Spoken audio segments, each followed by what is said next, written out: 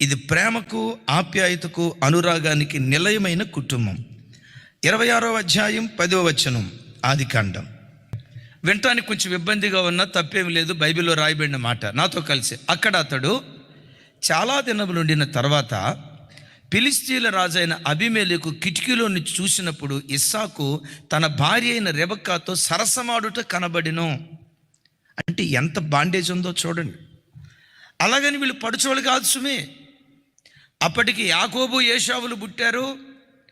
ఏశావుకు 3 పెళ్ళిళ్ళు అయినాయి, 40 సంవత్సరాలు దాటింది. కొడుక్కే 40 సంవత్సరాలు దాటిందంటే ఇస్సాకు రెబెక్కాలకు వృద్ధాప్యంలో పిల్లలు పుట్టారు కదా. మేబీ 100 సంవత్సరాలు దాటి ఉంటాయి.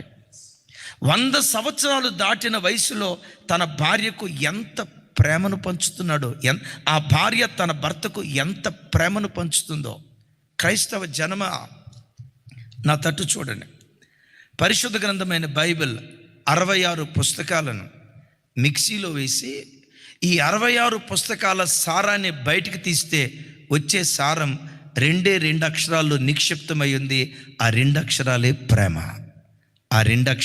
ప్రేమ. కుటుంబాల్లో తినటానికి తిండున్నా లేకపోయినా భార్యాభర్తలారా, చనిపోయే ఆఖరి క్షణం వరకు మీ మధ్యలో ప్రేమ సన్నగిల్లకూడదు, ఆప్యాయత అనురాగాలు సన్నగిల్లకూడదు. కొంతమంది ఉంటారు చూడండి, ఇంటికి రావటంతో కొంతమంది భర్తలు సిరుబుర్లాడుతూ వస్తారు. కొంతమంది ముఖాలు ఉంటాయి, ఎట్టుంటాయో చెప్పమంటారమ్మా? అవధం దాగిన ముఖాలు ఉంటాయి, చూసారా? అవధం దాగి జరగాల్సిన కార్యక్రమాలు ట్యాప్ ఓపెన్ చేసి ఉంటుంది కదా. ఏ ట్యాప్ అది ఎన్ని చెప్పలేను, దరిద్రం అయిపోయి ఉంటే చూసారు అవధం దాగిన మోకాలు. ఆ మోకాల్లాగా ఇంట్లో ఇంటికి వస్తారు. భార్య అంటది, ఏమండి ఏం కూర ఉండమంటారు? ఏదో ఒకటి వండి సావా. ఈ సావు మాటలు తప్పితే, అరే భార్య పగలంతా ఒంటరిగా ఇంట్లో ఉందే, నా సహచర్యం కొరకు ఎదురు చూస్తుంది, ప్రేమగా చిరునవ్వుతో ఓ మాట మాట్లాడదాం. ఆ ప్రత్యక్షత కొంతమంది పురుషులకు ఉండదు. చిరుబుర్లు కొంతమంది తన భార్యను ఒక వస్తువులాగే వాడతాడు, కానీ తనకు ఒక మనసు ఉంది, తనకు నా ప్రేమను పంచాలి. ఆ ప్రత్యక్షత లేని స్థితిలో కొంతమంది ఉంటారు. భార్యాభర్తల బంధం చాలా పవిత్రమైనది, పాన్పు నిష్కలంకమైనది, దేవుని వాక్యం సెలవిస్తూ ఉంది. కొంతమంది భార్యలు ఉంటారు, భర్త అంటాడు కొంచెం గ్లాసుడు మంచినీళ్ళు ఇయ్యమ్మా, ఒక గ్లాసుడు మంచినీళ్ళు ఇయ్యమ్మా అంటే కొంతమంది తల్లులు అంటారు, నీకు కాళ్ళు లేవా, నీకు చేతులు లేవా? అడిగి బీపీ పెరిగి 190కి పోతే అవేనండి. ఎందుకు గ్లాసుడు నీళ్ళు ఇవ్వమంటాడు? కాళ్ళు లేక కాదు, భార్య చేతితో ఇస్తే అదొక తృప్తి, అదొక సంతోషం, అంతే కదా తమ్ముడా. అంతేగాని చేసుకోలేక ఈ భార్యాభర్తలు చూడండి, వృద్ధాప్యం వచ్చే వరకు వాళ్ళ మధ్యలో ప్రేమ సన్నగిల్లలేదు.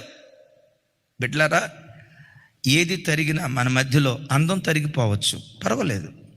ఆస్తి తరిగిపోవచ్చు, పర్వాలేదు. వెండి బంగారాలు తరిగిపోవచ్చు, పర్వాలేదు. ఆ ముఖంలో గ్లామరస్ తరిగిపోవచ్చు, పర్వాలేదు.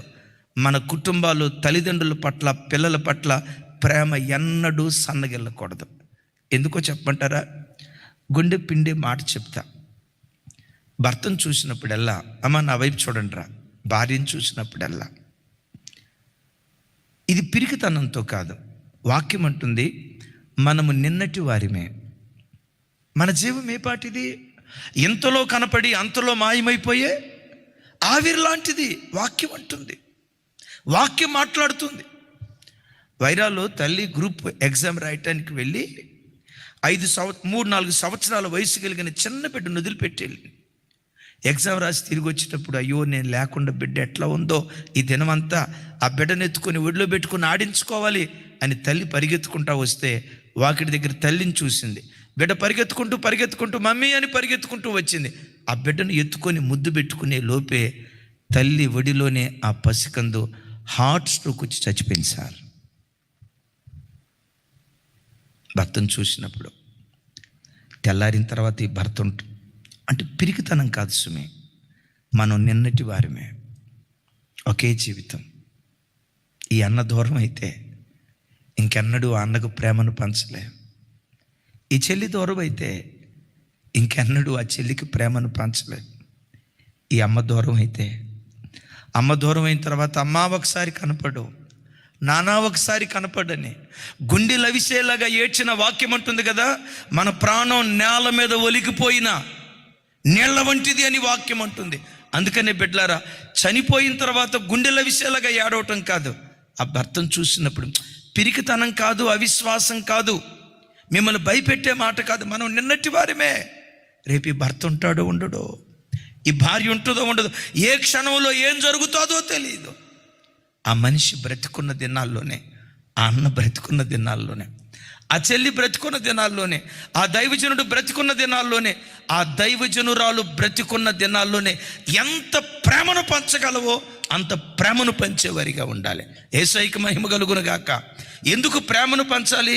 అపోస్తులైన పౌలు గారు అంటారు కదా, విశ్వాసము, నిరీక్షణ, ప్రేమ, వీటిలో శ్రేష్టమైనది ఏది?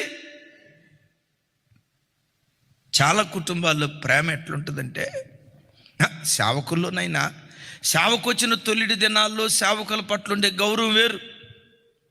విశ్వాసులైనా మందిరానికి వచ్చిన తొలిడి దినాల్లో పాస్టర్ గారిని చూడటంతో, జ్యోతనా నువ్వు చర్చికి వచ్చిన స్టార్టింగ్ దినాల్లో నన్ను చూసి వణికావు, అలాగని ఇప్పుడు నన్ను వణికిస్తున్నావని నేను అన్నాను. కానీ ఒక మాట, చర్చికి వచ్చిన ప్రారంభ దినాల్లో అమ్మో మా జర్మి అన్న, అమ్మో మా జ్యోతకు, అమ్మమ్మమ్మో వీళ్ళు మామూలు సేవకులు కాదు, ప్రతి వీళ్ళకి సేవ అమ్మమ్మమ్మమ్మని గడగడ వణికిన విశ్వాసి, ప్రారంభంలో వణికిన విశ్వాసి ఒక 3 సంవత్సరాలు సీనియర్ అయిన తర్వాత ఆ అయ్యగారిని గడగడ వణికించి కృప పొందుకుంటారు.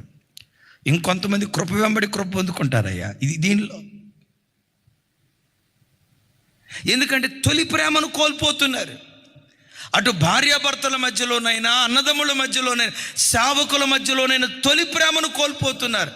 బిడ్డలారా, దేవుని పట్ల కానీ మనుషుల మధ్యలో కానీ ఆ తొలిటి ప్రేమ ఎప్పటికీ తాజాగా ఉండునుగాక. తాజాగా ఉండటమే కాదు, బైబిల్లో రాసింది ప్రేమ యందు అభివృద్ధి పొందుడి. చప్పలు కొడుతూ స్తోత్రాలు చేద్దాం. ఎందులో అభివృద్ధి పొందాలి? చెప్పాలి అని నాకు వినపడలేదమ్మా, చెప్పాలి. ప్రేమలో అభివృద్ధి పొందండి అంటే, మీ వివాహమైన తొలి దినాల్లో భర్తను ప్రేమించిన దానికంటే, వివాహమైన తొలి దినాల్లో భార్యను ప్రేమించిన దానికంటే, మందిరంలో అడుగుపెట్టిన తొలి దినాల్లో దైవ సేవకులను ప్రేమించిన దానికంటే, సంవత్సరం గడిచే కొద్దీ, వయసు పెరిగే కొద్దీ ప్రేమ కూడా పెరగాలట. ఓ దైవజనుడు ఇలా చెప్పారు, మీ భార్యాభర్తలు ప్రేమగా ఉండాలంటే మీ ఇంటి వాకిడి దగ్గర చెట్టు నాటండి. అయ్యా, చెట్టు నాటితే ప్రేమ పెరిగిద్దా? కాదు. ఆ చెట్టు రోజు రోజుకు పెరుగుతున్నట్లుగా మీ మధ్యలో ప్రేమ, ఆప్యాయత, అనురాగాలు పెరగాలి. ఆ చెట్టు పెరుగుతున్నప్పుడల్లా మీరు జ్ఞాపకం తెచ్చుకోండి, మా మధ్యలో భక్తి పెరగాలి, విశ్వాసం పెరగాలి, ఐక్యత పెరగాలి, ప్రేమ పెరగాలి. ఆ చెట్టును చూసినప్పుడల్లా పాఠం నేర్చుకోండి. అలాగని ఈ వాక్యం విని చెట్టు నాటుకునేరు కాక, అవకాశం ఉంటే నాటుకోండి, అది వేరే సంగతే. గమనించండి, కుటుంబాల్లో ఎట్లుంటుందో చెప్పంటారా? పెళ్ళైన కొత్తలో భార్య ఫోన్ నంబరు ఏ పేరు మీద ఫీడ్ చేసుకున్నాడంటే, మై హెవెన్ అని ఫీడ్ చేసుకున్నాడంట. ఏం తమ్ముడా, నోవా, మరి నువ్వేం ఫీడ్ చేసుకున్నావేమో? మై హెవెన్ అని ఫీడ్ చేసుకున్నాడంట. సంవత్సరం తర్వాత మై లైఫ్ అని ఫీడ్ చేసుకున్నాడంట. ఇంకో సంవత్సరం తర్వాత మై వైఫ్ అని ఫీడ్ చేసుకున్నాడంట. 4వ సంవత్సరం మై నైఫ్ అని ఫీడ్ చేసుకున్నాడంట. అమ్మ తల్లులారా, మరి మీ పేర్లు బ్రదర్ ఏ పేరు మీద ఫీడ్ చేసుకున్నాడో ఒకసారి చూడండి. ఫస్ట్ ఎవరు రాసుకున్నాడు? My heaven, my life, my wife, my knife. ఆ తర్వాత 5వ సంవత్సరం రాసుకున్నాడంట అన్నోన్ నంబర్ అని. చివరికి 10వ సంవత్సరంలో రాసుకున్నాడట. లాస్ట్కి వచ్చేసరికి 10వ సంవత్సరం ఏమి రాసుకున్నాడో తెలుసా? ది హెల్. హెల్ అంటే సెల్ కాదు, చెప్పండి. ది హెల్, నరకం అని రాసుకున్నాడట. అమ్మా, మీ పేర్లు ఏమి రాసుకున్నారో చూడండి ఒకసారి. ఎప్పుడు ఎక్కడ ఎలా రాలిపోతామో తెలియదు, ఏ రోజు నీ మరణదినమో తెలియదు. నేను ప్రభు దగ్గర నేర్చుకుంది, దేవుడు నాకు ఇచ్చిన పిల్లలు జార్జి తమ్ముడు, నేను ప్రభు దగ్గర నేర్చుకుంది, ఆ బిడ్డ నేను ఎంత ప్రేమించాలో అంత ప్రేమ పంచాలి. నా దగ్గరికి వచ్చిన నా బిడ్డలు సేవకుల పిల్లలు కానీ నాకు చిరుబురులాడుతూ అసమాధానంతో ఆ రాత్రి పడకల మీదకి వెళ్ళటం నాకు అసహ్యం. వాక్యం ఏమంటుంది?